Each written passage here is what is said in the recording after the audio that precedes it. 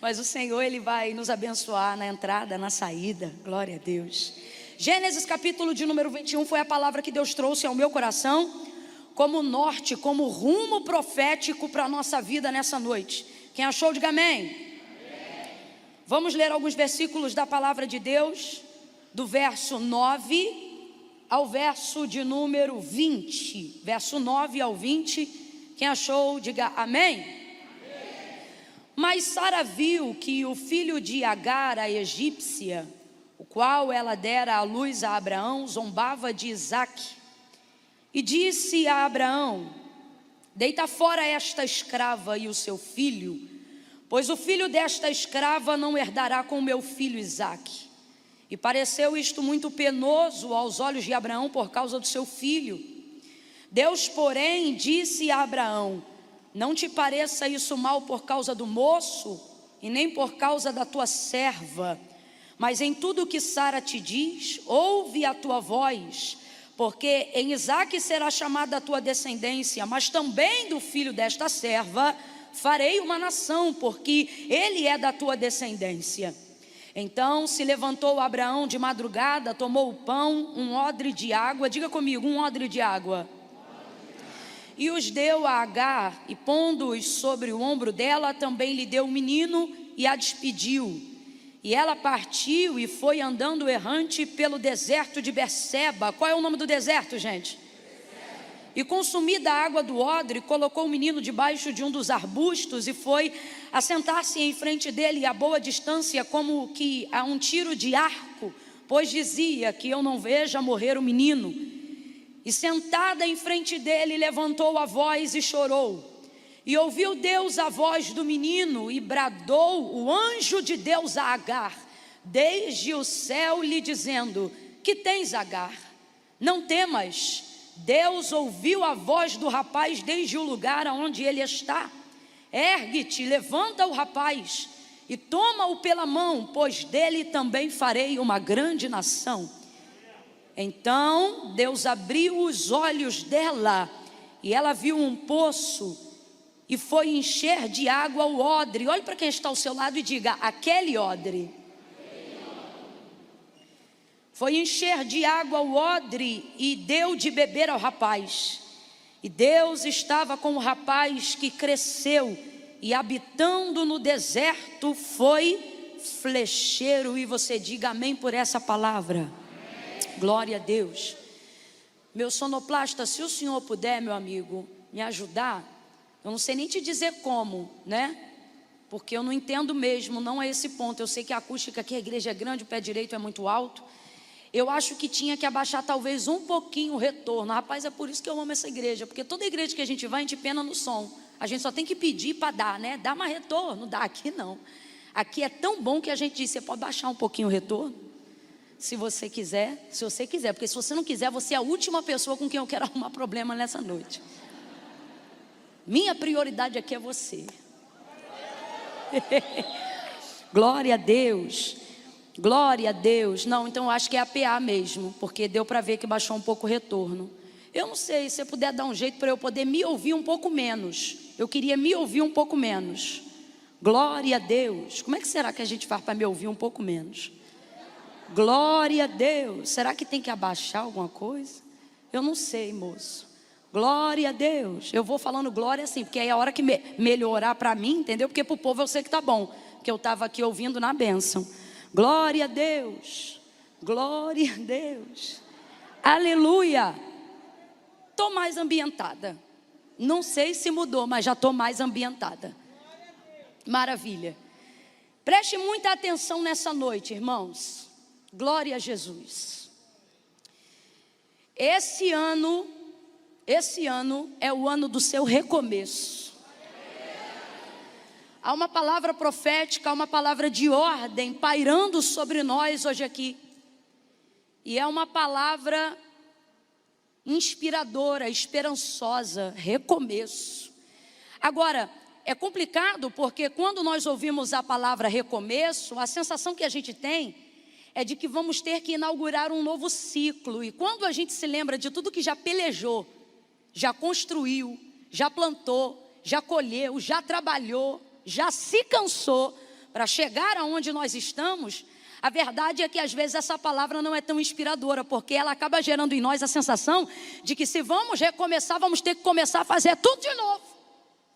E ao invés de sentirmos uma esperança muito grande, já começamos a sentir um enfado muito grande antes mesmo de saber o que está para começar. Verdade ou mentira? Verdade. Mas isso, na verdade, acontece com base no estado de como nós nos sentimos agora. E isso acaba furtando de nós a capacidade de ter esperança e alegria nas coisas novas. E eu vou lhe dizer por quê.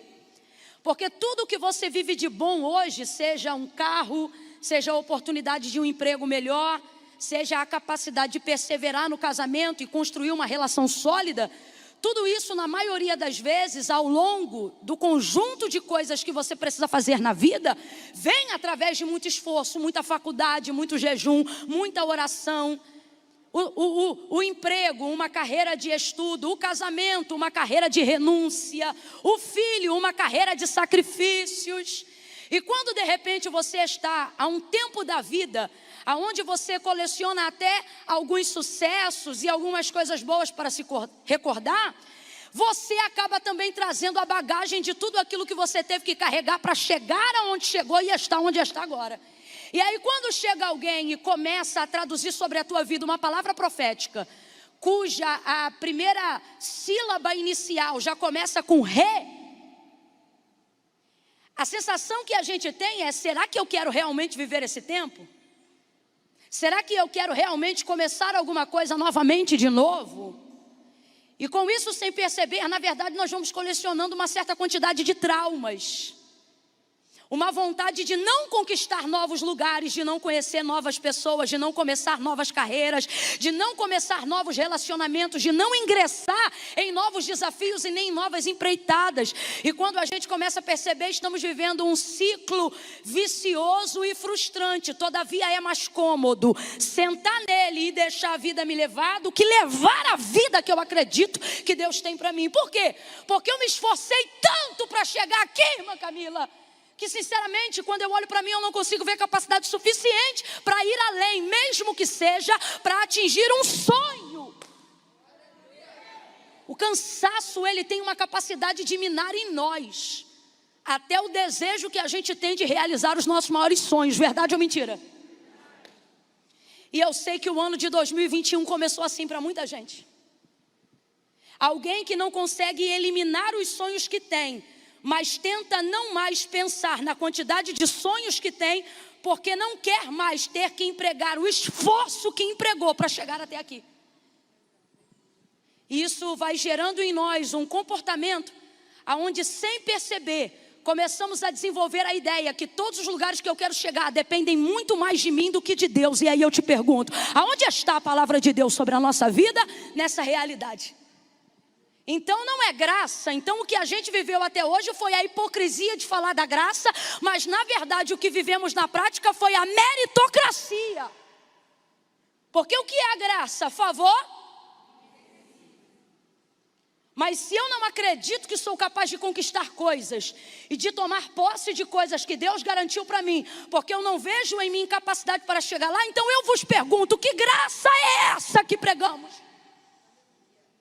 Que ao invés de gerar em mim a alegria da possibilidade de um recomeço, de uma conquista, de um sucesso, da construção de um sonho, começa a desenvolver em mim a frustração, o cansaço, a procrastinação e a apostasia de preferir abrir mão para não ter que mais sofrer. Tem alguma coisa errada? Olha para uns três aí e diga, tem alguma coisa errada? Tem alguma coisa errada, tem alguma coisa errada. E eu vou lhe dizer o que está errado. Todas as vezes que eu estou no aeroporto, principalmente o de Campinas, que é o que a gente normalmente faz conexão para chegar até aqui. Por ser um aeroporto muito grande, eles têm a cada, 500 metros talvez, esteiras enormes. Não são escadas, são esteiras enormes que vão levando as pessoas que sobem ali. Normalmente quem sobe numa esteira como aquela não é para continuar andando, é para ficar parado, a fim de ter um tempo de descanso, de respirar, principalmente a galera da terceira idade. né? Quando eles normalmente não têm medo, porque tem gente que tem muito medo de escada rolante e esteira. Agora, todas as vezes que eu estou ali, eu procuro otimizar o meu tempo. Por exemplo, minha mãe adora esfregar o vigor dela na minha cara. Então vamos supor, se tiver uma escada rolante, ela pega a escada normal e vai descendo olhando para a minha cara, como quem diz, sua preguiçosa, sua sedentária. Eu aqui, uma mulher de mais de 50 anos, descendo isso aqui, né? E é isso, não balança a cabeça não, que é verdade. Quando não na esteira, eu vou na esteira e ela às vezes vai do outro lado, para ganhar fôlego, ritmo, aquela coisa toda, e eu vou na esteira. Só que eu não vou na esteira parada. Como eu quero otimizar o tempo, eu uso a esteira andando. E aí eu vou andando, e aí todas as vezes que eu estou andando nessa esteira, é por isso que eu estou falando isso, quando minha mãe está comigo, lembra, mãe, eu sempre digo para minha mãe, eu digo, mãe, todas as vezes que eu estou andando nessas esteiras, eu tenho a sensação que é exatamente o que Deus faz com a gente na vida. Eu tenho essa sensação de que se a gente andar, tudo otimiza mais rápido, vai mais depressa. Mas se a gente ficar parado, não deixaremos de avançar, porque estamos na direção certa. Eu tenho essa sensação, que quando a gente caminha, Deus acelera, e se a gente para, Ele continua por nós. E eu não tenho vergonha de dizer isso, porque só quem já teve necessidade de parar, sabe que é verdade. Sabe que a graça de Deus tem um poder de continuar quando você não consegue mais avançar. Sabe que a graça de Deus tem um poder de te cobrir quando você está num púlpito aqui como esse e não sabe mais o que dizer. Talvez porque está cansado, talvez porque o seu dia não foi bom, talvez porque você está com dilema e você pensa, o que eu tenho? Parece que a graça olha para você e diz, você não tem nada, mas eu tenho tudo o que você precisa para fazer esta noite ser maravilhosa. E ela vem, a palavra de Deus se manifesta, e Deus faz aquilo que lhe apraz, e o nome de Deus é glorificado, porque passa por nós, mas não é sobre nós, é sobre a graça de Deus. Por que eu estou dizendo tudo isso? Por causa do contexto que nós vamos aplicar agora, de Gênesis capítulo de número 21.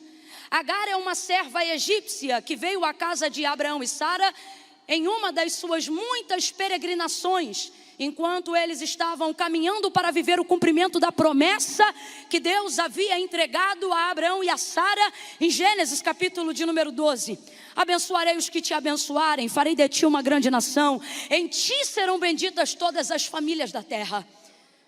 25 anos vão se passar até o capítulo de número 21, aproximadamente. Nesse período, muita peregrinação, arma tenda, desarma tenda, sobe montanha, desce montanha, entra em vale, vai aqui, vai ali, essa coisa toda.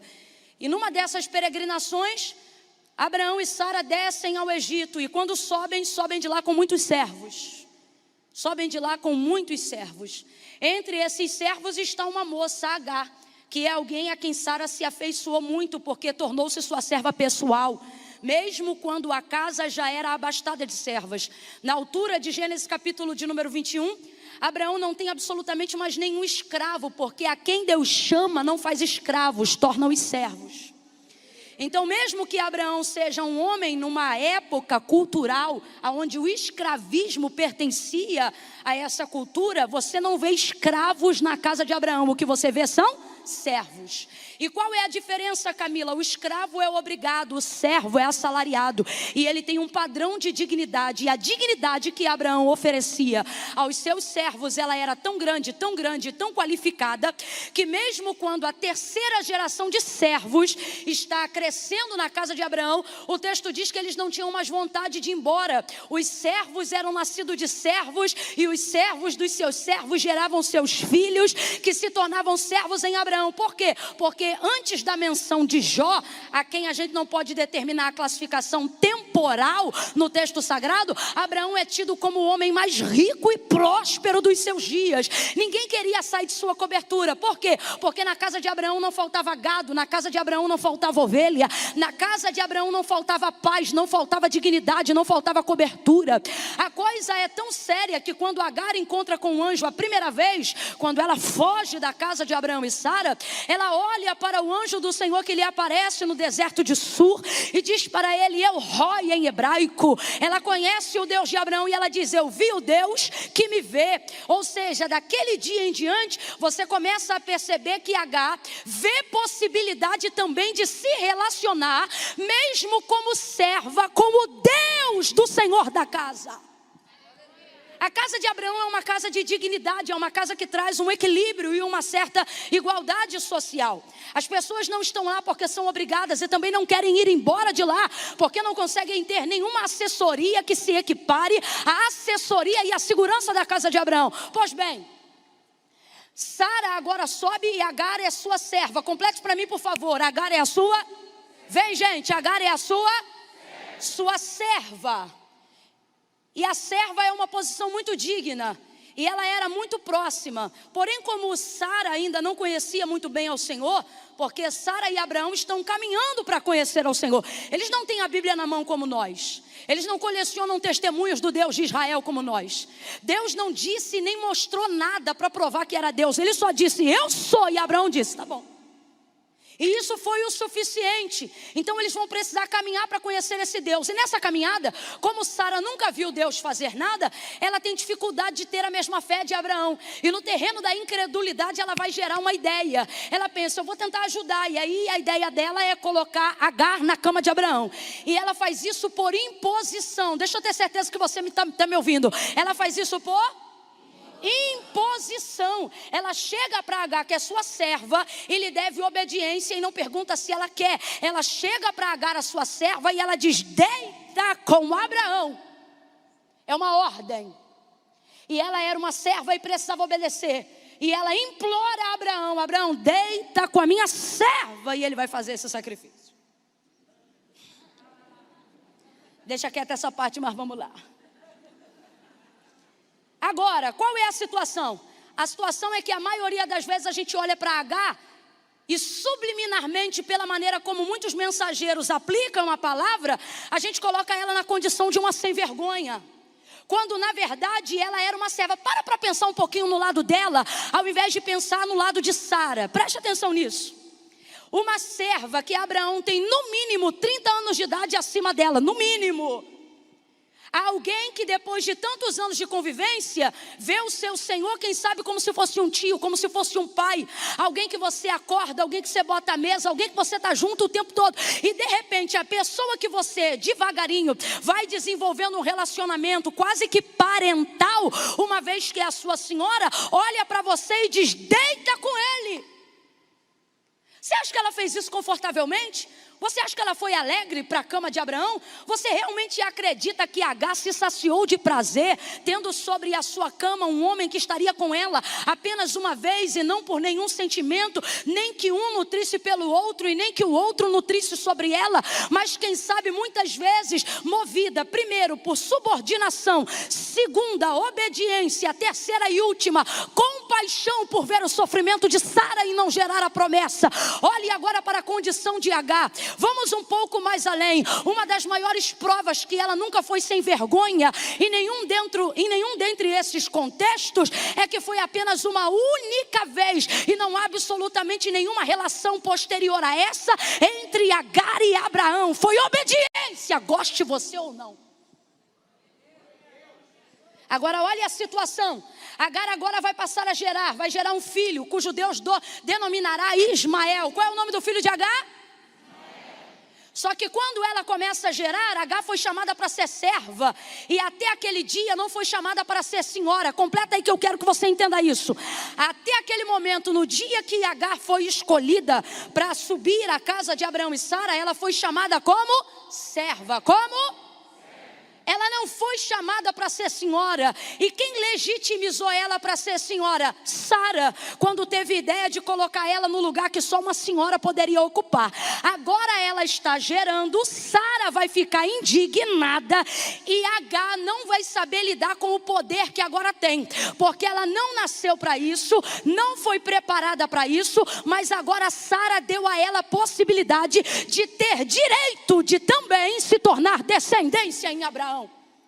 É muito poder para pouca barriga inicial. E foi uma barriga e um ventre que não estava preparado para usufruir desse poder. Eu tenho um raciocínio aqui, por favor me acompanhe. Aí o que vai acontecer? A H vai levantar o nariz, vai levantar o tupete, vai levantar a cabeça, porque agora ela gera e Sara ainda não gera. E ela anda pela casa querendo esfregar a barriga na cara de Sara. Sara não vai se submeter, porque ela pode não carregar nada na barriga, mas ainda carrega sobre a cabeça. E sobre a cabeça dela tem uma palavra, mesmo que ela ainda não esteja gerando nada. Ela é a senhora da casa, e ela vai tentar colocar Agar no lugar dela, mas ela vai fazer isso de forma errada. Às vezes a gente tem a motivação certa, mas usa a didática errada. Às vezes a gente tem a razão, mas usa a logística errada. E é isso que Sara vai fazer. Que ela é a senhora da casa que tem que colocar Agar no lugar dela? Tem. Mas quem tirou Agar do lugar dela foi a própria Sara. Então às vezes algumas pessoas caminham conosco e não sabem reagir, porque nós damos a elas nível de poder, autoridade e acesso, das quais elas ainda não estavam preparadas para desfrutar. E aí depois a gente fica indignado com o ingrato, com fulano, com isso ou com aquilo, quando na verdade foi você que delegou. Você sabe de quem você tem raiva de verdade? De você mesmo, Sara. Porque você vê a sua ignorância revelada em Agar. Aí escuta isso. O tempo vai passando e Sara vai fazer o que mulher sabe fazer muito bem quando não gosta de alguém. Vai matar na unha. Ela não fala na cara. Por quê? Porque não pode botar Agar para fora de casa. Mas ela vai ali, ruminar, matar na unha. O texto diz que Sara a maltratava. E de tanto maltratar, Agar não podia fazer nada, porque na casa ela era serva. Só que nessa altura do campeonato, Sara já não tratava Agar como serva. Qual era o termo? Quem lembra o que ela falou aqui no capítulo 21, quando ela disse a Abraão: deita fora esta escrava. Ela já não trata mais Agar com a mesma dignidade que tratava os servos da casa. Sabe lá que tipo de água ela está bebendo. Sabe lá que tipo de tenda Agar está dormindo. Sabe lá que tipo de esteira Agar está deitando. Sabe lá que tipo de comida Agar está comendo. Ela se sente pressionada por todos os lados. O texto diz que ela não aguenta. Sabe tua esposa em dia de TPM? Sabe, filho, a tua mãe em dia de ira, aonde ela está atarefada e atribulada como Marta, quando ela, sendo senhora da casa, dá tilt e do nada, quem é que nunca viu uma mulher dentro de casa numa hora de estresse, dá-lhe um berro e dizer assim: eu vou sumir? Nunca viu, não? Mulheres pressionadas de vez em quando gritam essa ameaça. Elas dizem: eu vou sumir. Elas vão no shopping, compram um negócio, voltam e fica tudo numa boa. Só que Agar não tem como fazer isso. Agar não pode colocar para fora aquilo que ela sente do lado de dentro. Então, ao invés de falar que vai fazer, ela faz. Sai errante pelo deserto, fugida. Diga comigo, fugida. Diga de novo, fugida. Fugida. E por que fugiu? Por causa da pressão. E por que não está aguentando a pressão? Porque se viu gerando algo que não foi chamada para gerar. Mas isso não dá a ela poder de aborto. Ela continua gerando. Sabe o que eu estou querendo dizer? Existem planos que de fato parece que não foram feitos para nós. Mas uma vez que a gente está neles, não tem pressão que possa abortar aquilo que a gente começou a gerar. Não tem pressão que possa tirar da gente aquilo que Deus começou a fazer. Tem coisas que estão acontecendo na sua vida que não estavam nos seus planos, mas talvez estivessem nos planos de Deus. E Deus está dizendo: não adianta você fugir. Camila, então o que eu faço? Ele está dizendo: aguenta a pressão. Aguenta a pressão. Olha o que Agar vai fazer. Sentindo-se pressionada, o texto diz que ela foge errante pelo deserto de Sur. Preste atenção, o primeiro deserto da vida que Agar vai conhecer não é o de Berseba. O primeiro deserto da vida que Agar vai conhecer chama-se Sur. Qual é o nome do deserto? E sabe o que significa Sur? Muro. Diga aí para mim, o que significa Sur? Muro. Veja, no caminho de fuga ela sai errante. Por quê? Porque na fuga você não faz plano. Quem foge na pressão não quer saber aonde vai, só quer sair do ambiente que está.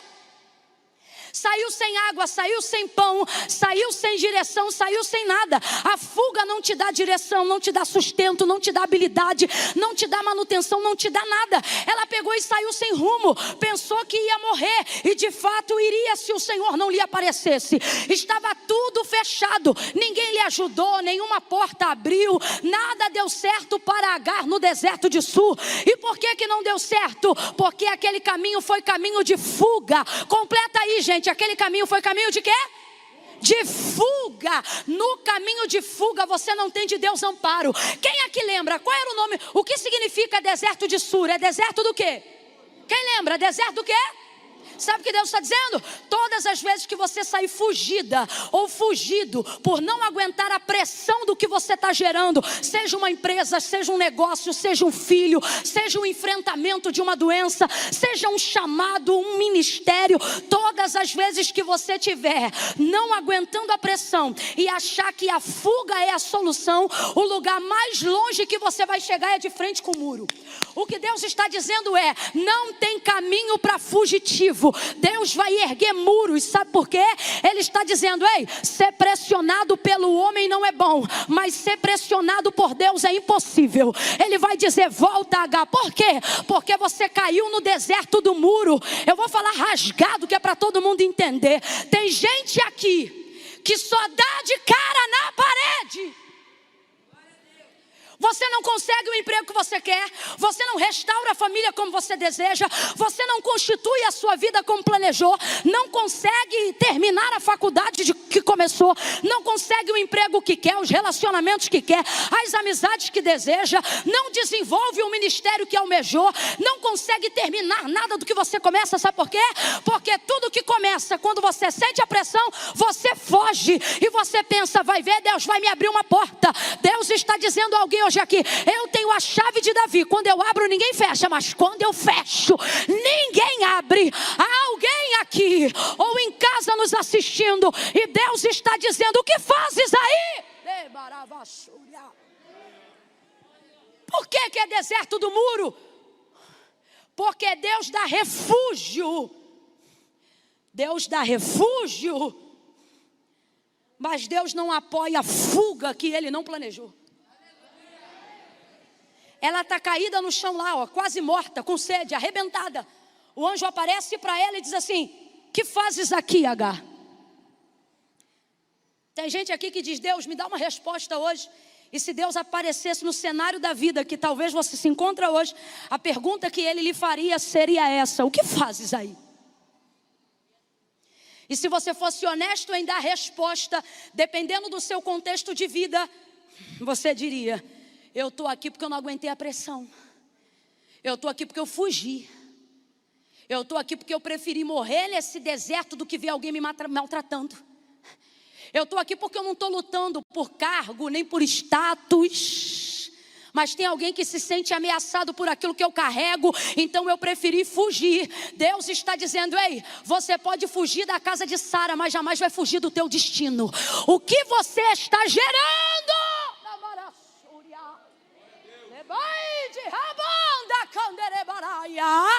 Deus está dizendo aqui para alguém: ei, você não pode sair como se não tivesse laços. Você não pode sair como se não tivesse responsabilidade. Você não pode agir como se fosse um crente qualquer. Você não pode agir como um cristão: deixa a vida me levar. Vida me leva. Deus está dizendo: não. A partir do momento que você começou a gerar, seja uma família, seja um plano, seja uma carreira, seja um ministério, Deus está dizendo a alguém: ei, você começou a viver um destino. E isso agora não é mais só sobre você, mas sobre o propósito que a sua vida carrega.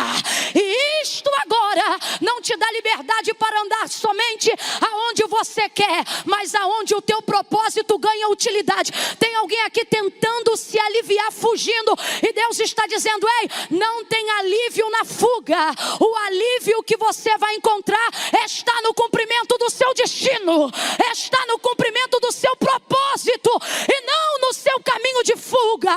Deus está dizendo aqui para alguém: quanto mais você fugir, mais cansado vai se sentir. Quanto mais você fugir, mais doído vai ficar. Duas coisas eu aprendi, e quem me conhece já sabe, isso virou filosofia na minha vida. O que, Camila? Que fazer a vontade de Deus realmente não é fácil. Mas por que a gente faz? Porque fugir dela dá ainda mais trabalho. E Deus trouxe gente hoje aqui para dizer: se você fugir, você só vai ter trabalho. Mas se você obedecer, vai ter trabalho e vai ter sucesso. Vai ter trabalho e vai ter sucesso.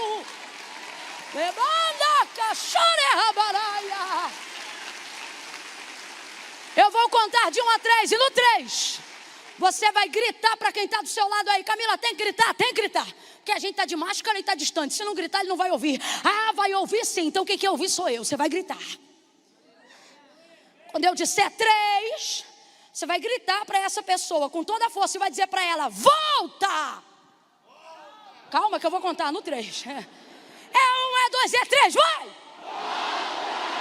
Volta para onde, Camila? Volta a botar o trem nos trilhos. Volta para o caminho do conserto. Volta para o caminho de quem sabe que tem uma chamada da parte de Deus.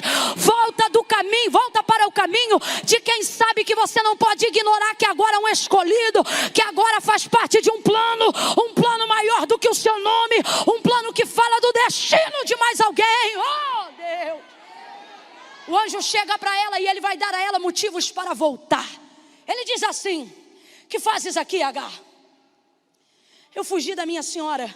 Aí ele diz assim para ela: sabe o menino que está no teu ventre? Já fez a ultrassonografia ali, viu? O menino que está no seu ventre. Coisas que hoje são incógnitas para você, Deus está dizendo: não precisa fugir. Eu tenho resposta para tudo o que você quer saber.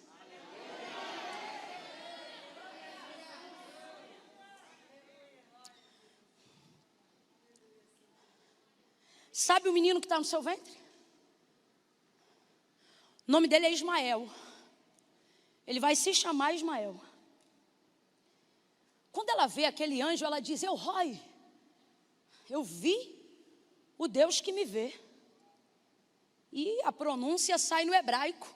Ela usa a linguagem de Abraão, porque ela sabe que aquilo que está acontecendo é uma manifestação que acontecia com certa frequência na casa de Abraão. Quantas vezes o texto menciona no episódio da vida de Abraão a quantidade de vezes que os anjos se relacionavam e apareciam no território de Abraão? Diga aí.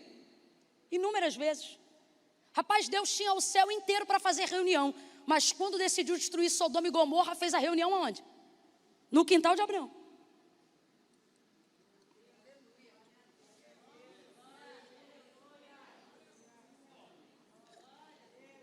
Pode beber água aqui? Você está me secando por quê, então?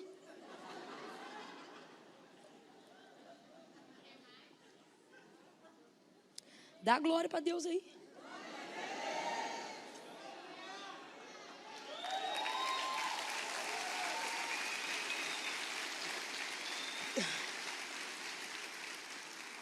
Ouça isso.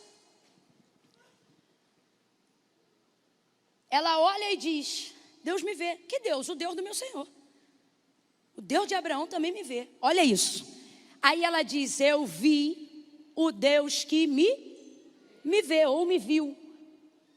Aí em seguida, não é coincidência, presta atenção. Logo em seguida o anjo diz assim: e o nome do menino será Ismael, que significa o Senhor ouve. O que significa Ismael? O Senhor ouve. Então quando ela diz Deus me vê, e o anjo diz o nome do menino será Ismael, o que ele está dizendo? Ele vê e também? E por que ele se manifesta dessa forma a Agar lá no deserto de Sur?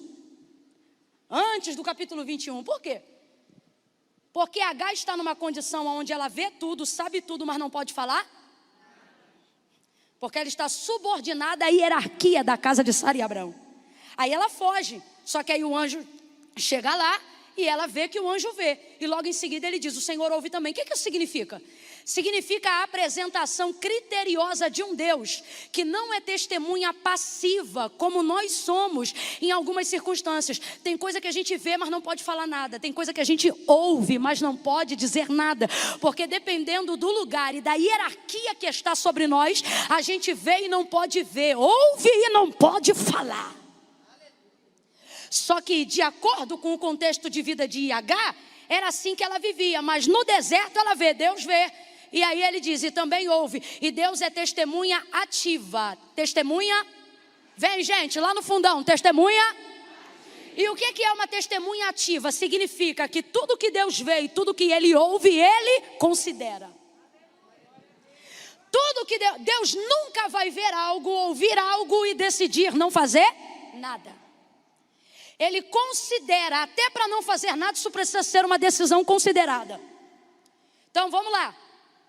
Lembra quando no período de silêncio, período que nós chamamos de 400 anos, que na verdade determina o silêncio, mas não a ausência de Deus. E por que não a ausência de Deus? No período da escravidão de Israel na terra do Egito, dos hebreus. Porque o texto diz que quando o Senhor aparece depois desse período, diz assim, quando ele se revela a Moisés, eu, o Senhor, vi a aflição do meu povo, ouvi, olha isso, viu, ouviu, e desci, ou seja, ele considerou o que ele viu e ouviu e decidiu fazer alguma coisa. Deus trouxe gente aqui nessa noite para dizer, ei, não é porque você vê e não pode fazer nada, não é porque você ouve e não pode fazer nada, que significa que eu estou vendo, ouvindo e não vou fazer nada. Deus está dizendo, em toda situação que você for obrigado a ser testemunha passiva, eu me manifestarei para ser testemunha ativa. Ele está dizendo, eu estou vendo, eu estou ouvindo e eu vou fazer alguma coisa. E o que ele faz, gente? Olha o que ele faz. Ele dá nome ao menino. A partir daquele momento, ele liga Agar ao menino. Sabe o que ele está dizendo? Esse filho não é de Sara, é de Abraão e seu. E aí eu vejo ali uma coisa muito justa do critério de Deus. Você nunca vê em toda a manifestação do texto sagrado Deus separando filho de mãe. Nunca. Deus é muito justo. Primeira coisa que ele está garantindo para Agar, quando ele determina o nome dela e diz quem ele vai ser, ele deixa claro que a descendência é de Abraão, mas não deixa claro que o filho será de Sara. Segunda coisa, ele diz assim, volta pelo caminho que vieste e te humilha debaixo da mão da tua senhora. E ela se sente motivada a fazer isso. Ela não se sente animada. Mas o que é isso? Ela sabe que é o que ela precisa fazer. Deus está mandando eu perguntar a alguém aqui, você quer continuar dando de frente do muro? Ou você prefere fazer o que precisa ser feito, mesmo que isso te humilhe por um tempo? Porque a gente fala de honra, mas não quer se humilhar. A gente fala de honra, mas não quer descer. A gente fala de exaltação, mas não quer ser estreitado. Só que o caminho que vai virar uma chave na vida de Agar não começa com Deus dizendo vai, começa com Deus dizendo volta. Então tem muitas vezes e muitos momentos na nossa vida que a gente está focado em querer romper, está focado em querer avançar. E Deus está trazendo hoje este mistério para você interpretar. Ele está dizendo, e se eu te disser que você não avança indo, mas avançará voltando. Voltando às primeiras obras, voltando ao caminho da humildade, voltando ao caminho da submissão. E aí ela vai voltar, sabe por quê? Porque agora ela tem um motivo. Ela tem um motivo. Ela vai cumprir o que Salomão disse quando ele disse assim, levantando-se contra ti o espírito do governador, não saia do teu lugar. A gente usa esse versículo como campanha para afrontar o inferno, está errado. A interpretação real do versículo é hierarquia. o que Salomão está dando é uma estratégia inteligente, seja para mercado, negócio ou convivência. Até porque a religião do judeu é étnica. Então ele não está falando aqui de demônios e coisas do tipo. Ele está falando sobre situações na condição de rei e de servos. Então olha o que ele diz: levantando-se contra ti o espírito do governador, ou seja, uma hierarquia que tem mais poder do que você, mais autoridade do que você. Ele não está dizendo confronte, ele está dizendo submeta-se. Isso aqui é estratégia. Ele está dizendo: não faça queda de braço com quem tem mais força do que você. Não traga enfrentamento sem autorização de Deus. Porque, como eu disse e repito, isso aqui não é uma questão espiritual, é uma questão hierárquica. Não é inteligente querer bater em alguém que tem mais força do que você, querer fazer cabo de guerra com alguém que tem mais força do que você. Aí olha o que ele está dizendo, veja, isso aqui não é o diabo não, isso aqui é hierarquia, estratégia de guerra, negócio e reinado. Ele diz: submeta-se. Submeter significa que você concorda? Não, significa que você ficará ali até que você possa receber livramento estratégico. Por quê? Porque é melhor sobreviver do que morrer. É isso que ele está colocando. Ainda não era o tempo de Agar sair, por isso ele diz volta, e ela volta e se humilha. E Sara fica com a Agar entalada na goela. Por quê? Porque tem gente que só aceita quem a gente é por causa do que a gente gera. Existe uma coisa que eu vou te falar aqui, e isso é muito sério. Tem ambientes que não te comportam mais, só te suportam por causa do que você gera. Tem gente que não gosta tanto da gente quanto diz que gosta. Só mantém a gente naquele ambiente pelo que sabe que a gente gera. E por que eu estou dizendo isso? Porque Agar é senhora da casa, mas não... Sara é senhora da casa, mas não pode mandar Agar embora. Por que não pode mandar Agar embora? Porque ela gera uma semente de Abraão e precisa ser respeitada. Olhe para cá. A unção de Deus na sua vida, a separação de Deus na sua vida, a obra que Deus tem contigo, nem sempre fará as pessoas te amarem. Mas se o que você carrega é de Deus, respeito é o mínimo que elas te darão, mas te darão.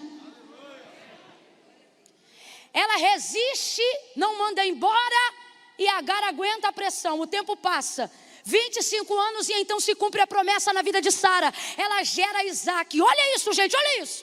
Chegou o dia dessa senhora de cabelos brancos e rosto enrugado começar a gerar. Ela está tão feliz, tão feliz, tão feliz. Por que Sara está feliz? Está feliz porque agora a promessa se cumpriu. Completa aí, por favor, a promessa sim? Eita, a promessa se cumpriu.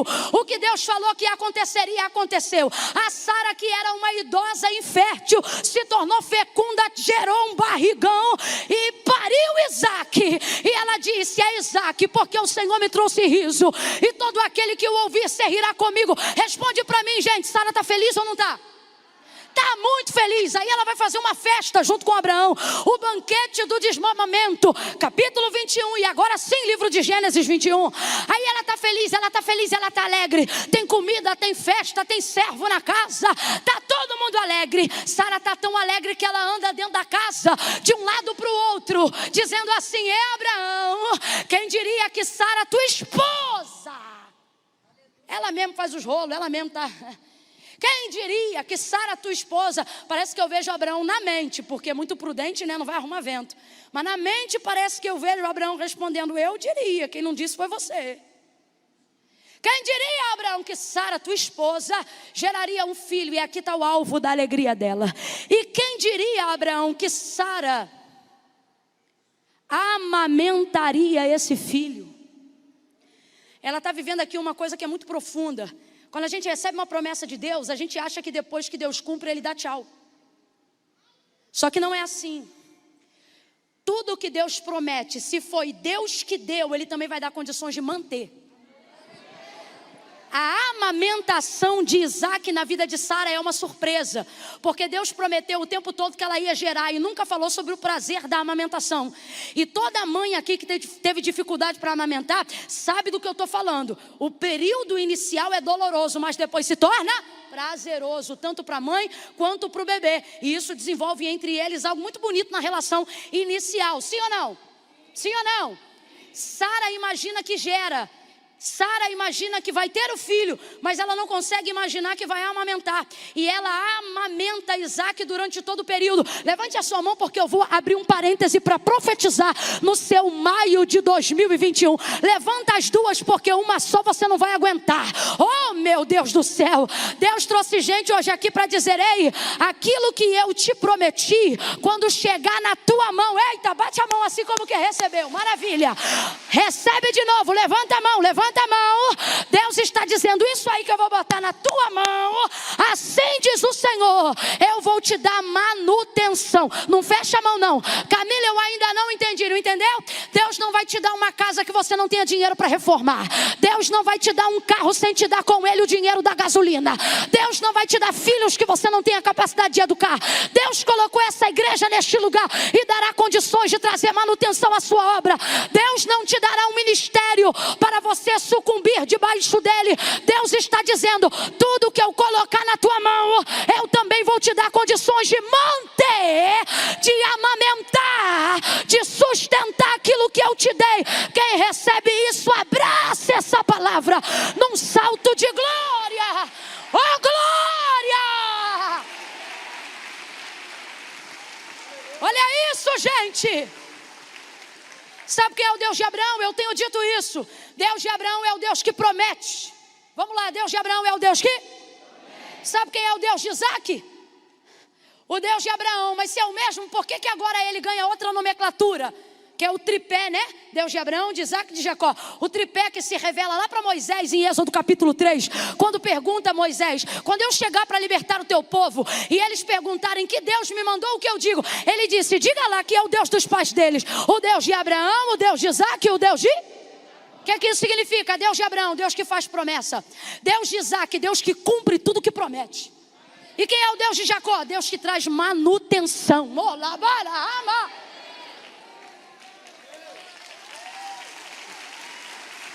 Aleluia!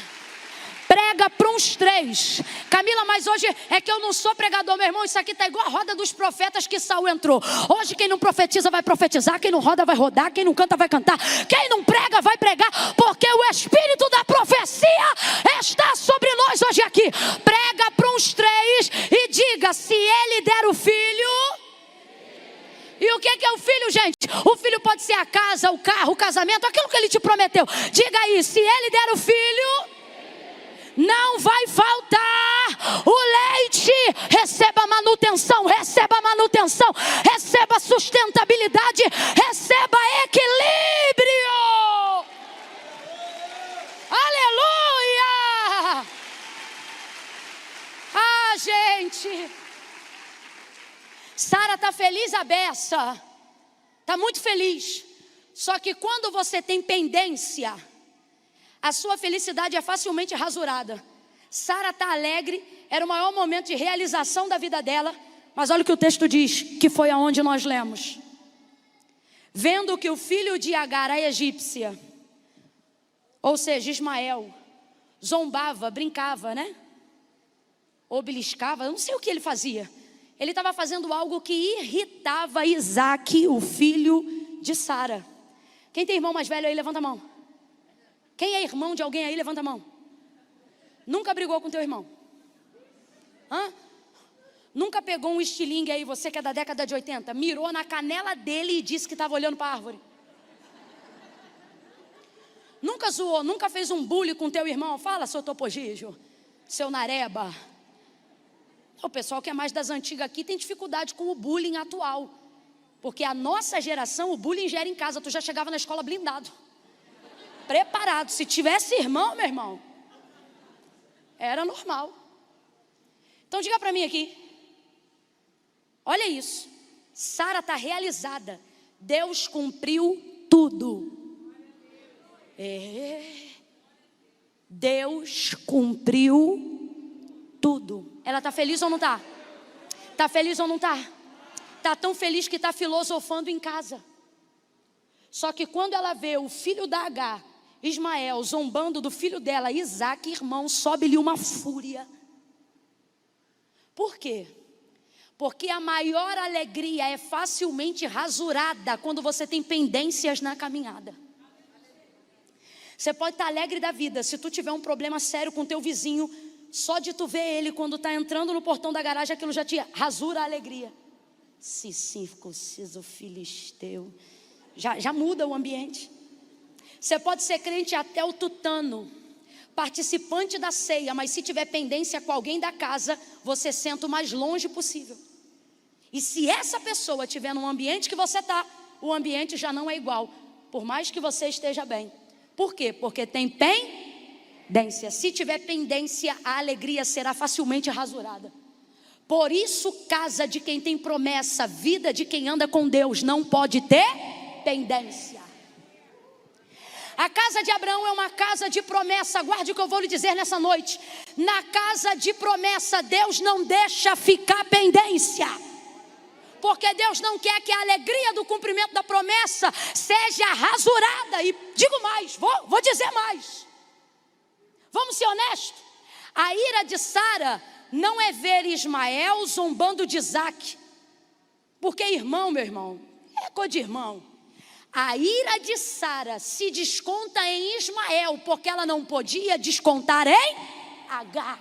Porque são 25 anos com Agar aqui, ó, entalada. Vamos para o texto? Na hora que ela manifesta a sua ira, querendo que Abraão expulse Agar de casa, olha o que ela diz: deita fora esta escrava, porque o filho desta escrava, 2 vezes, quantas vezes?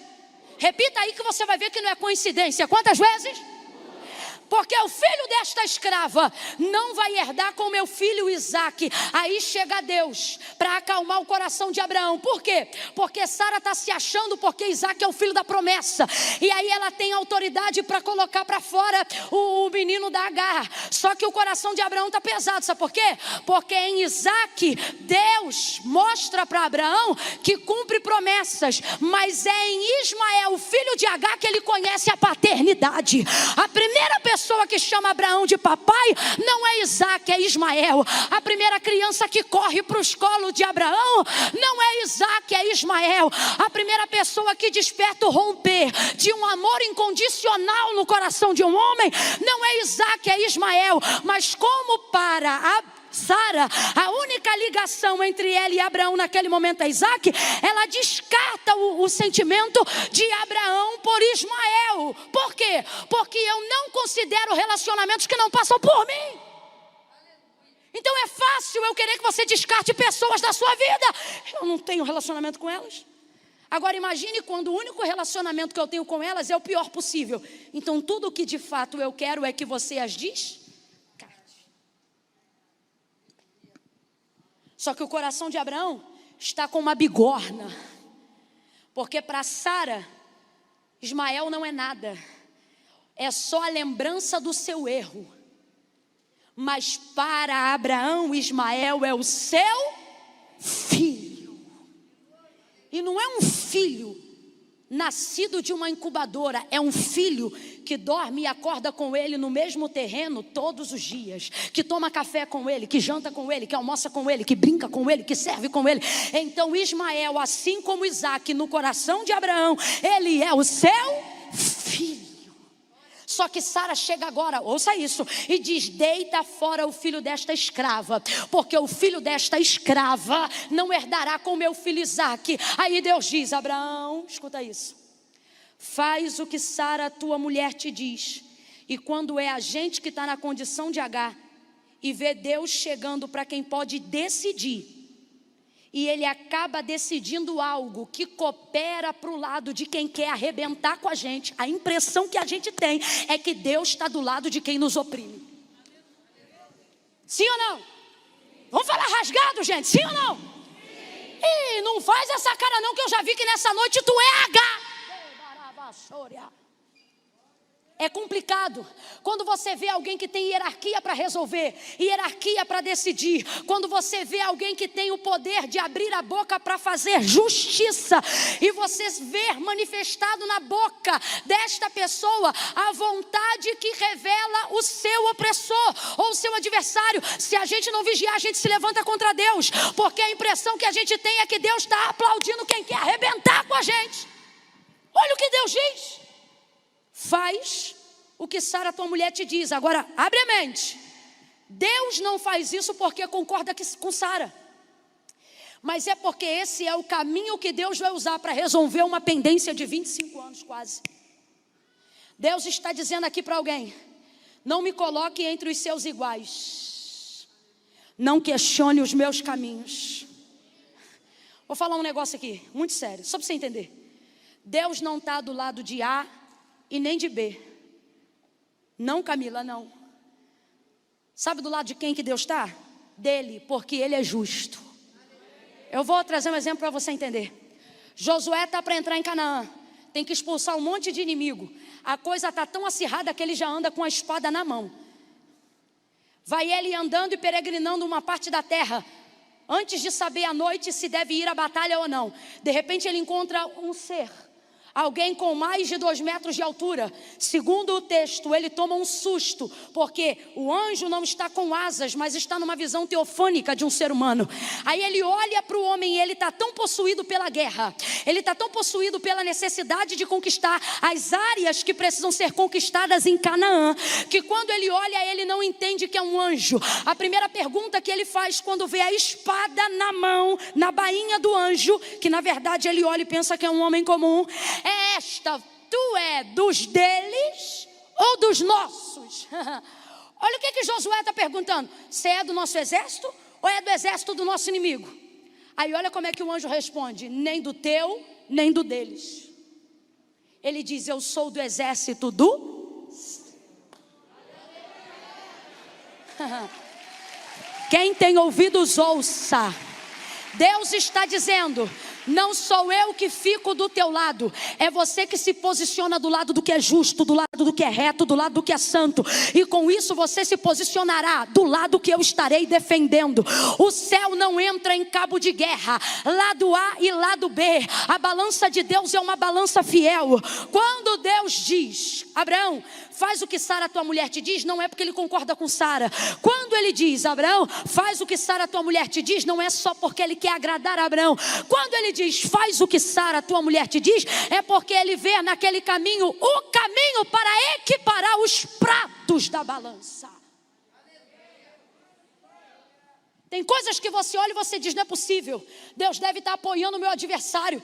E Deus está dizendo: não, eu não estou apoiando o teu adversário, mas eu vou usar aquilo que não pode ser mais revertido para te levar aonde eu quero. Oh, manda Agar embora. E aí ele dá garantia para Abraão. Por que pode mandar embora? Aí vai acontecer o que às vezes você não sabe que está acontecendo, porque você acha que Deus está apoiando o lado de quem te oprime. Mas essa é a única maneira de Deus poder te libertar, te alforriar.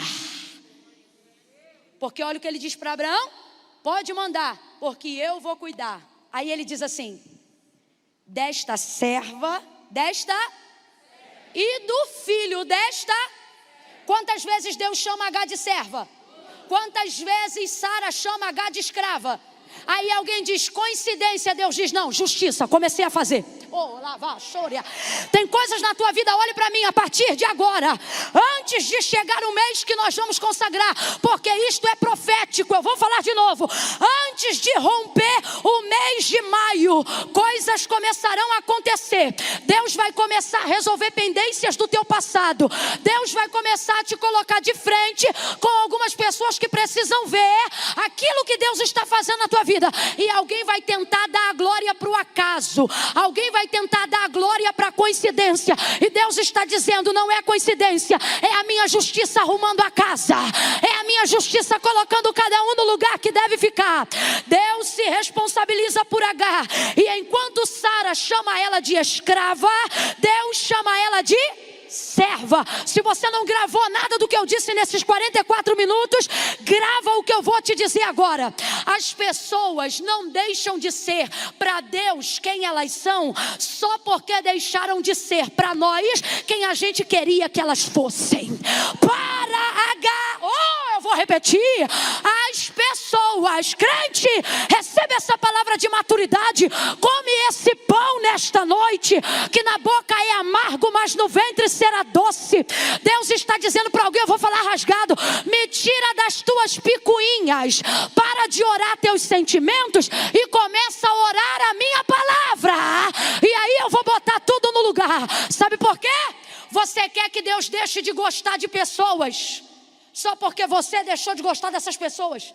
E você quer que Deus ame pessoas só porque você ama essas pessoas. Eu vou falar aqui e todo mundo vai entender. A gente acaba se relacionando com Deus achando que Ele tem que descer para o nosso mundo e fazer o que a gente quer. Tipo assim, olha isso aí, ó, no texto. Para Agar, para Sara, enquanto Agar era útil, ela chamava ela de quê? Quando ela diz para Abraão, Abraão, deita, ela não diz deita com a minha escrava. Quem lembra? Ela diz deita com a minha. Mas quando ela não vê mais utilidade alguma em Agar, Agar deixa de ser serva e vira o quê? No dia que ela bota Agar para fora e pede a Abraão perdão para fazer isso, ela diz, deita fora esta escrava, porque é o filho desta escrava. Então vamos lá, para Sara, hoje, nesse contexto, Agar não passa de... Deus não apoia escravismo. Aí você diz, Camila, eu vou ficar nessa situação até quando? Deus está dizendo, se você confiar em minha mão, os teus limites... Você lembra quando Deus disse a Moisés, você vai mandar Faraó libertar meu povo, mas ele não vai libertar. Aí ele diz assim, sou eu que vou endurecer o coração dele. Por quê? Porque eu quero que a justiça chegue no cálice, no topo, porque é para eu fazer ainda mais justiça. Você acha, você quer colocar na conta dos outros o nível de humilhação que você está vivendo, mas se a tua vida está na mão de Deus, e se eu te disser que é Deus endurecendo o coração de alguém só para resolver tua vida? Sabe por que eu estou falando isso? O que adianta amolecer essa situação agora e isso se tornar apenas uma situação paliativa? O que é paliativo? É quando você sente uma dor de cabeça e toma um remedinho, mas no outro dia você sente de novo, aí toma outro remedinho. Daqui a pouco passou um ano, continua tomando remedinho. Aí um dia o remedinho não faz mais efeito. Quando você vai no médico, você está com um tumor de todo tamanho, que cresceu durante um ano enquanto você tomava remedinho, porque você quis acabar com um problema real, dando tratamento paliativo. Isso é perigosíssimo. Tem coisas na nossa vida que Deus está dizendo, eu não estou dando paliativo. O que é isso? Vai doer, vai arrebentar, mas quando vier a solução, não vai ser homeopático, vai resolver de uma vez só. É isso que Deus está fazendo com Agar. Por isso que na primeira fuga dela, quando ela foge, Deus manda voltar. Por quê? Porque a fuga é paliativa, mas o que Deus está determinando aqui é definitivo. Eu não planejei dizer isso, mas Deus está mandando eu dizer. Ele está dizendo a alguém hoje aqui, aguenta mais um pouco, porque quando eu fizer vai ser definitivo. Vai ser definitivo. Tem um jargão aí, a gente já viu isso algumas vezes na rede social. É mais ou menos assim, chega uma hora que dói como nunca, para não doer, nunca mais. Deus diz, serva. Por quê? Porque Agar mudou para Sara, mas para Deus ela continua sendo a mesma pessoa. Olha para mim. Deus está dizendo, pare de tratar, de humilhar e de querer escorraçar pessoas da vida de Deus, só porque elas não cabem mais na sua vida. Isso aqui é maturidade. Eu disse que isso aqui é o quê? As pessoas não deixam de ser para Deus quem Deus sabe que elas são, só porque deixaram de ser para a gente quem a gente queria que elas fossem.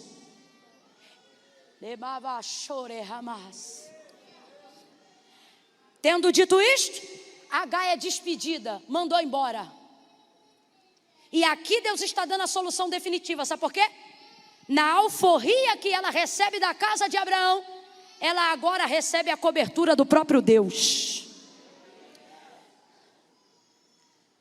Sai ele agora com apenas algum pedaço de pão, um pouco de água num odre. Diga para alguém: aquele odre.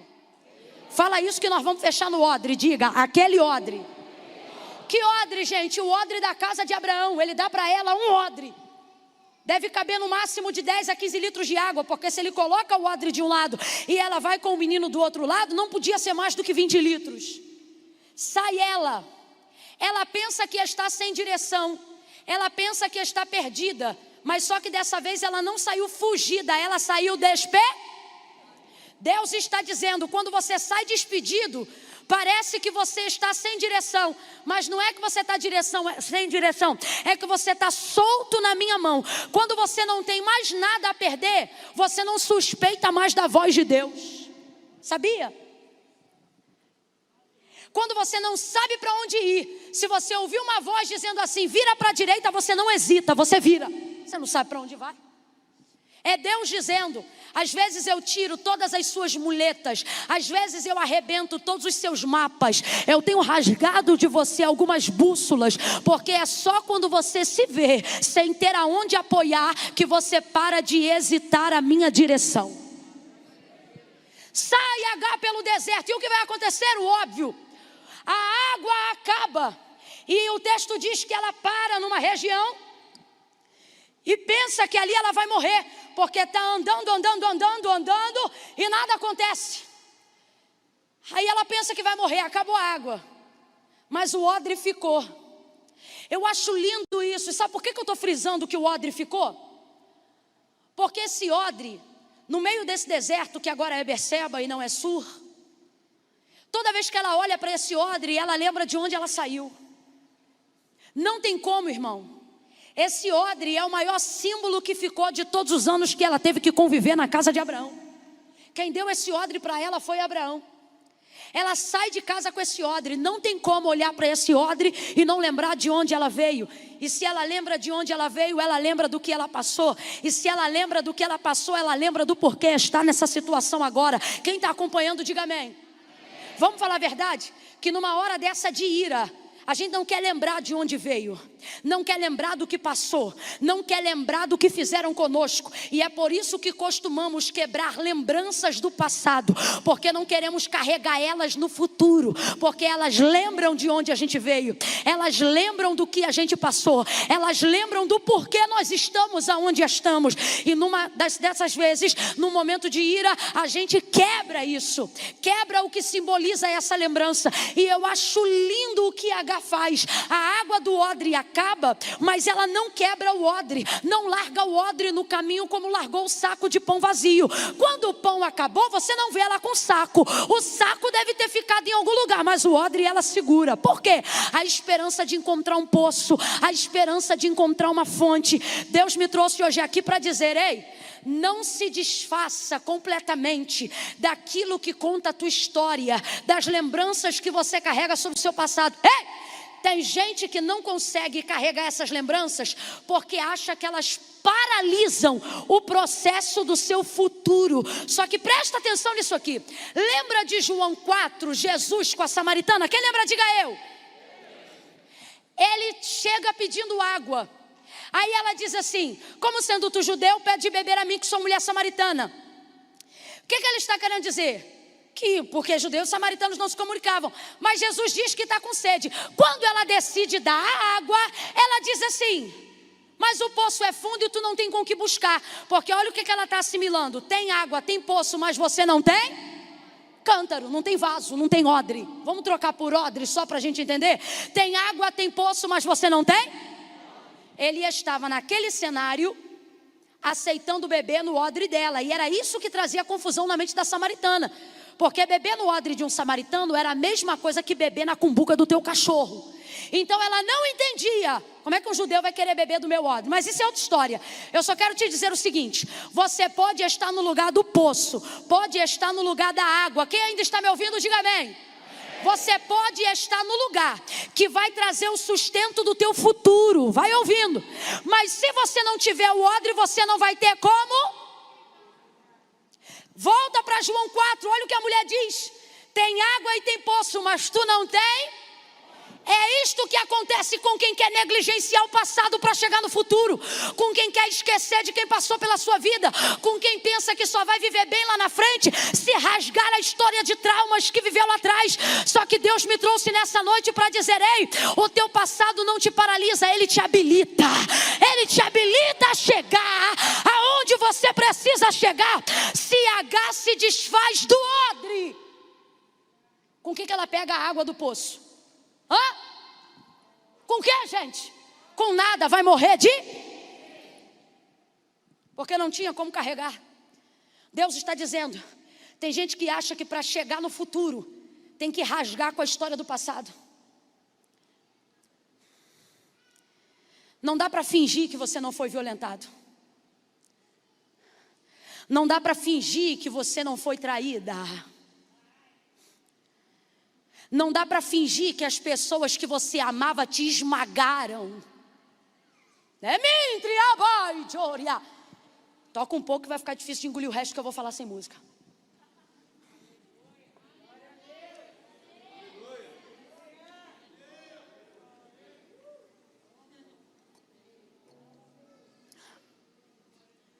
Vai, meu filho, vem.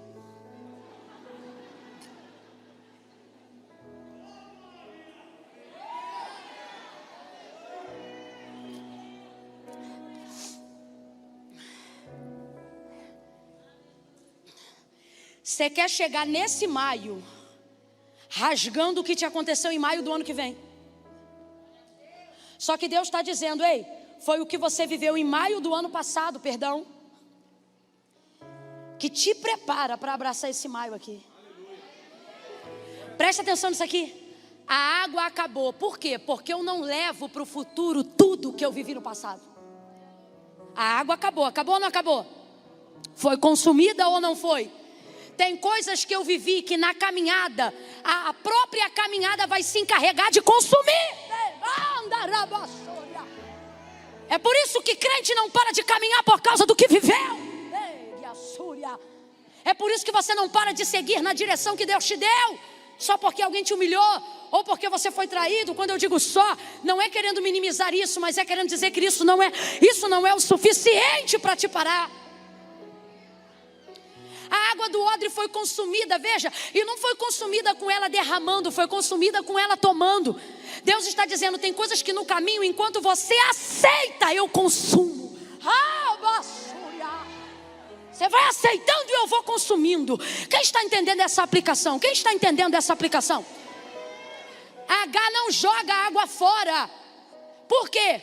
Porque o orgulho não te vale no deserto. Quanta gente aqui, gente, deixando de viver aquilo que Deus tem pra gente, porque está querendo consumir orgulho. Quem consome orgulho vive amargura.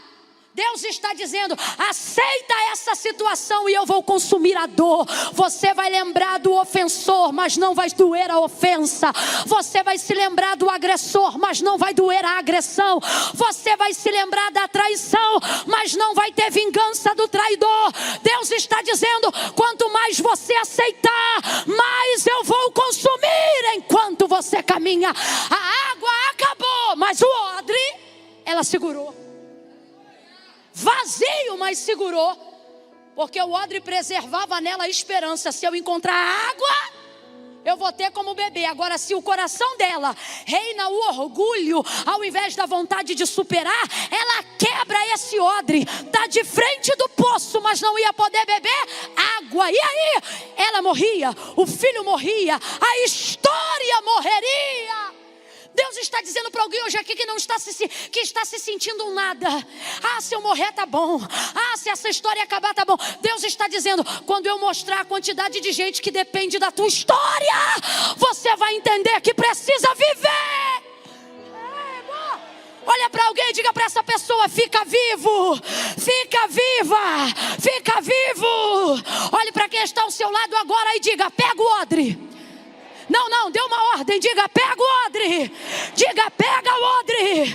Pega o odre. Porque a história que você viveu é a ponte que Deus está construindo para um novo romper. Você vai vai recomeçar algo novo.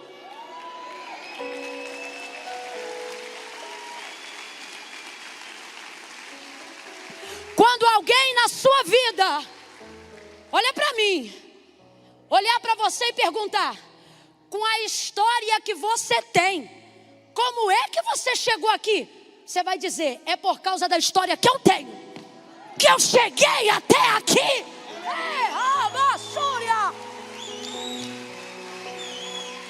Ei, Candarabassúria. Aplauda a história que Deus está escrevendo. Aplauda a história que você não vai abrir mão de viver. Aplauda, aplauda. O espírito de perseverança está aqui. O espírito de coragem. O espírito de conquista. O espírito de ousadia. A unção que despedaça o jugo está descendo sobre a tua vida agora. Aplauda a graça de Deus, a unção de Deus. Misture com glória a Deus e aleluia. Deus está dizendo, ei, você não só vai sobreviver, você vai superar.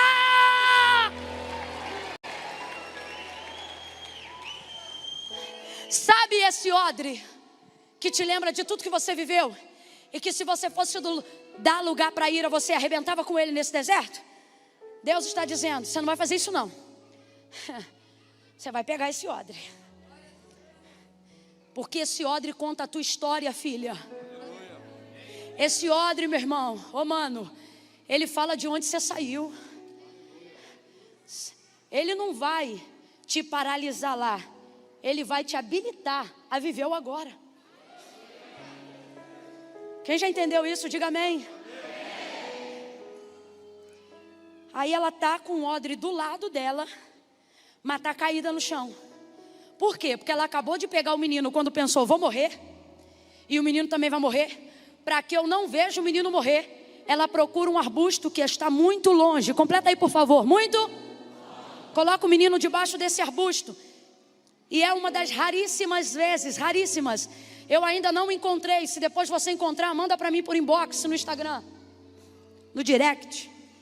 Eu ainda não encontrei mais de 3 vezes a Bíblia, os escritores dela, utilizando como medida para aferir distância o tiro de arco.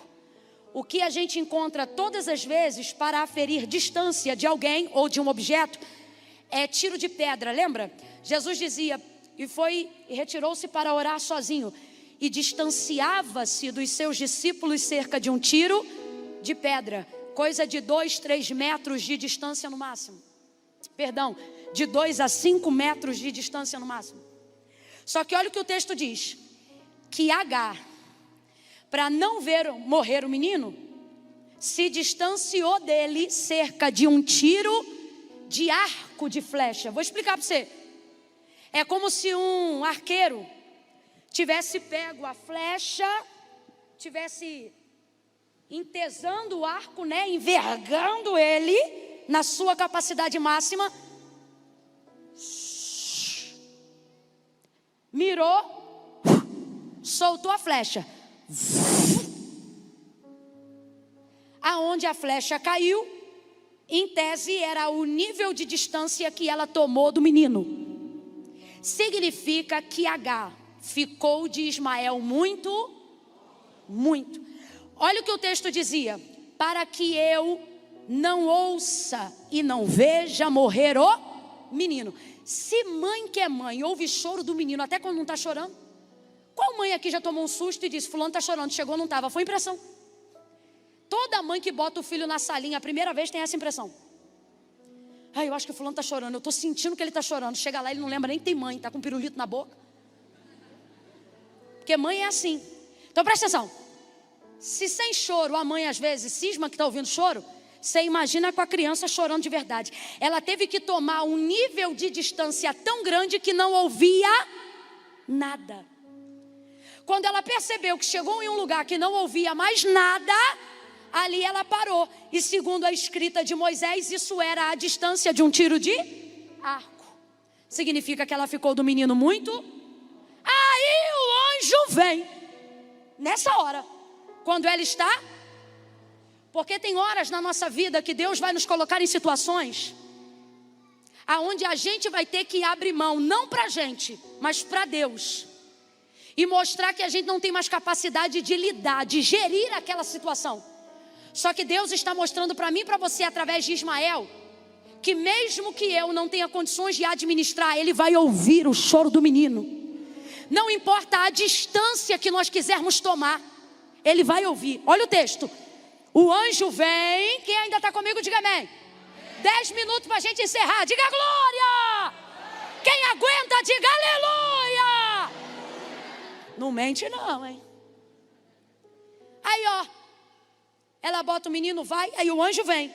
Aí, irmão, o anjo chega e diz assim: que tens, Agar? Em outras versões vai dizer assim: porque choras, Agar? Dá vontade de falar: ô seu anjo, o senhor está de brincadeira comigo? O senhor não vê tudo? O senhor não ouve tudo? Então o senhor deve estar sabendo o que aconteceu, né? Eu saí sem pensão alimentícia. Eu saí sem carro. Você sabe que o homem é rico. Rapaz, Abraão hoje na vara de família estava complicado. Só deu pão à água. O pão consumiu, a água acabou, só ficou o menino. Olha isso. Que tens, Agar? Porque choras? Ora, porque eu estou aqui nessa situação. Não, presta atenção, gente. Sabe o que significa literalmente isso aqui, porque choras? Não é o anjo zombando de Agar. É o anjo tentando fazer Agar entender que não tem razão para.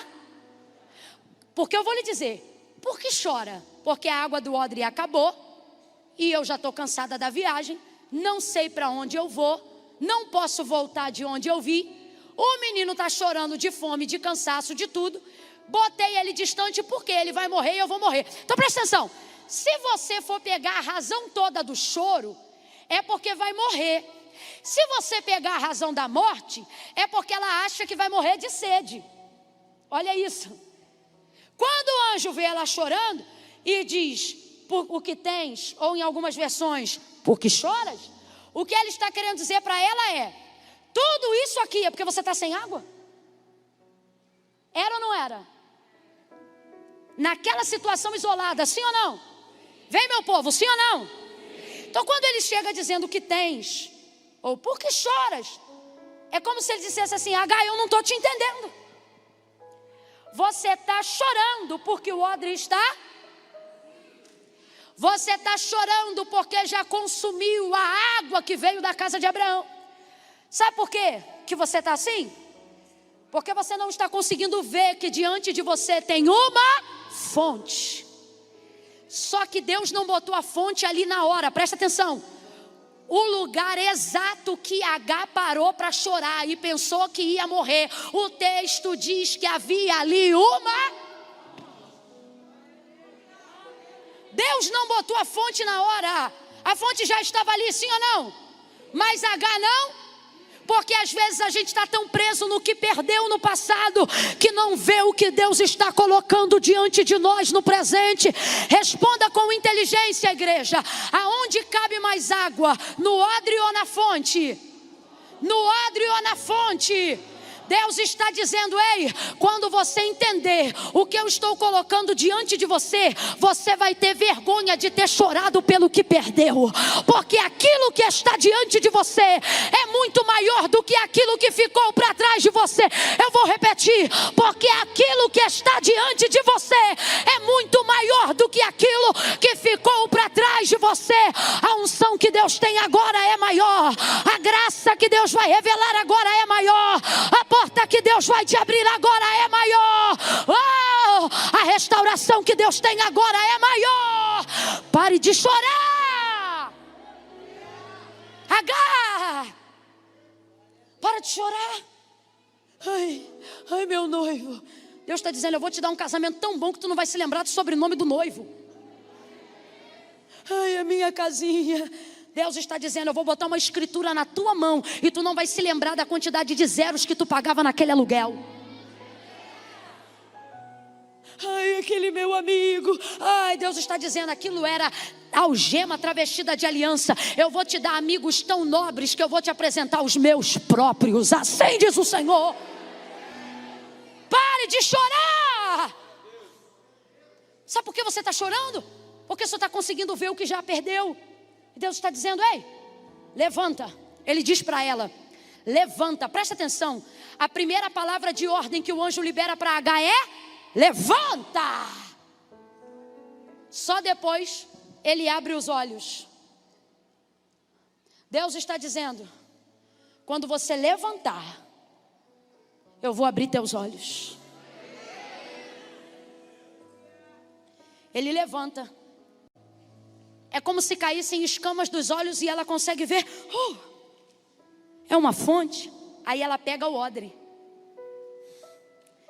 Deus está dizendo aqui para alguém: ninguém vai rasurar a tua história. Eu ouvi essa palavra esses dias, isso que eu vou dizer agora, da boca do pastor Josimar. Ele disse assim, num momento profético, depois de um culto que adoramos juntos na semana passada. Ele disse assim: não se desfaça das suas lembranças, porque Deus vai repaginar as suas memórias. Rapaz, eu achei essa palavra tão profética, porque se encaixa com o que eu estou pregando aqui. Sabe o que Deus está dizendo? Ele está dizendo: eu não vou fazer você esquecer-se do que você viveu. Eu vou te trazer uma nova perspectiva de tudo que você viveu. E isso será o suficiente para você seguir o teu caminho em paz. Levanta! Aí ela levanta, pega o odre, aí ela enche d'água, vai lá no menino. Por quê? Porque ela se distanciou, mas Deus continua ouvindo. Eu vou falar do jeito que Deus está mandando, e o ministério de louvor pode vir subindo. Deus está dizendo assim para quem me ouve: ninguém esquece do que eu ainda lembro. Deus está dizendo: eu não deixarei cair no esquecimento aquilo que ainda está na minha memória. Vai lá, Agar, vai lá. Aí ela dá de beber ao menino. Final da mensagem, o texto diz que ela dá de beber, o menino cresce. Você leu comigo o final do verso? O menino cresceu. Completa aí, por favor, porque isso aqui é triunfo, irmãos. O menino, vem de novo, o menino, com mais vontade, o menino cresceu. Que menino cresceu? O menino que ela achou que ia. Deus está dizendo: sabe por que Berseba é o lugar do teu recomeço? Porque é aí que eu vou te mostrar que o que eu quero é maior do que o teu cansaço. Que o que eu tenho para fazer é maior do que a tua dor. Olha aqui, Berseba não é só o lugar da tua sobrevivência, é o lugar da tua superação. Vamos lá, coincidência? Não, justiça. Quando ela se distanciou de Ismael, qual foi a medida para ferir a distância? Um tiro de? Vem, gente, um tiro de? Aí o texto diz: o menino cresceu, se tornou o quê? Quem lembra? Você leu comigo, o menino cresceu e se tornou o quê? É coincidência? Não, é porque aquilo que não te mata, você supera. Aquilo que não te mata se torna especialização da sua vida. Levanta a mão, porque eu vou profetizar de novo.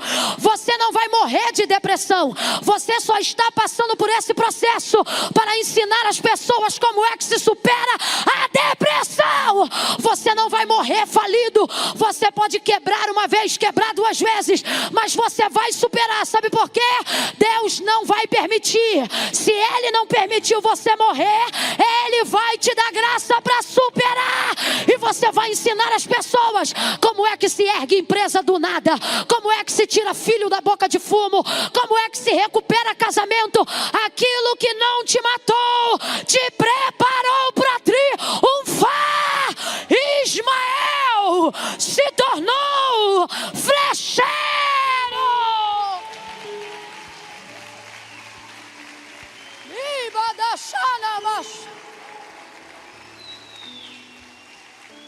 Olha para quem está do teu lado e diga: se não te mata, é porque você supera.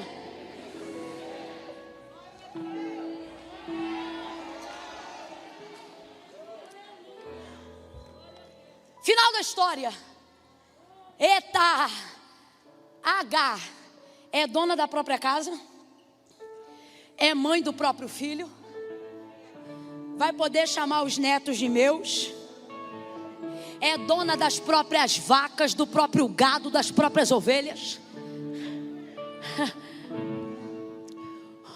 Parece que eu vejo, o menino podia ter sido o que quisesse, porque Ismael tem a bênção e tem a liberdade para ser o que ele, mas se tornou coincidência? Parece que eu vejo um moleque com 12 anos, a tenda já ajeitada, eles começando a superar, porque o texto diz que eles crescem no deserto. Quando chega a hora de Deus me abençoar, irmão, a geografia não é o mais relevante. Parece que eu vejo, isso aqui sou eu que estou contando, tá? Ismael dizendo assim: mãe, conta aí de novo. Como é que foi quando a gente saiu da casa lá de papai? Como é que foi a história? Parece que eu vejo ela dizendo: a gente andou não sei quantos quilômetros, eu pensei que ia morrer, te botei debaixo de um arbusto e me distanciei de você cerca de um tiro. E o quê? Um tiro de arco. Isso é o quê mais ou menos? Ah, meu filho, isso é muito longe, era para não te ouvir chorar. Parece que eu vejo ele andando no deserto, pegando um graveto do arbusto do deserto, limpando, botando corda, picando flecha, tezendo arco. Tem alvo no deserto? Não tem. Quando você está na direção de Deus, irmão, você vai ver coisas em lugares onde as pessoas não veem nada. Só que não dependia da onde ele queria que a flecha chegasse. Dependia da força que ele queria empregar para saber até onde a flecha ia. Você quer ver? Tem um episódio quando Eliseu já estava doente numa cama, aonde príncipes vão visitar Eliseu, e para carregarem uma porção profética antes da morte de Eliseu, Eliseu diz assim: pega aqui um arco e flecha, mira na janela e coloca força no arco, porque a distância que a flecha chegar, preste atenção, nesse episódio tem um alvo? Não tem. O que Eliseu queria era aferir a distância pela força que fosse colocada na flecha, no arco. Então não tem alvo, porque às vezes não é questão de aonde a flecha acerta, é a questão de onde ela pode chegar. Aí o príncipe não entendeu, teseu pouco o arco, a flecha atravessou a janela. Aí Eliseu deu mais uma chance e disse: joga de novo. Aí ele não entendeu. Por quê? Porque tem gente que tem dificuldade de empregar força quando não vê um.